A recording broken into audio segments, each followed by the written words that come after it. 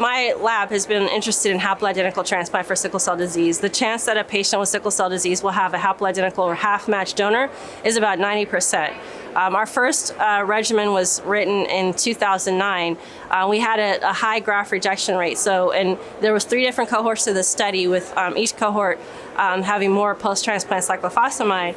And in the cohort where they received 100 milligrams per kilogram of post-transplant cyclophosphamide in split doses, 12 patients were transplanted, half of them rejected their grafts. So that protocol was closed because it had a high incidence of acute graft rejection, meaning that either the patients didn't engraft or they engrafted and then rejected their grafts around 60 to 100 days post-transplant.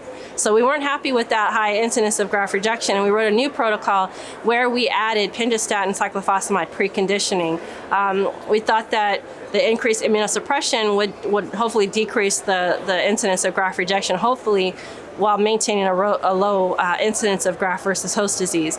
So we reported our first 19 patients who've been transplanted to date. Of 19 patients transplanted, only 1 has rejected their grafts. So 18 patients initially engrafted. So we did fix the problem of a decreased incidence of graft rejection. We have seen that 4 of the patients had falling donor chimerism levels over time. And 2 of them had return of sickle cell disease. So while we have fixed the acute graft rejection incidence, we still have some patients who have eventual return of sickle cell disease with falling donor chimerism. So we do have some work to improve there. We have also, with the increased upfront immunosuppression, have had some viral reactivation, most concerning EBV-associated post-transplant lymphoproliferative disorder.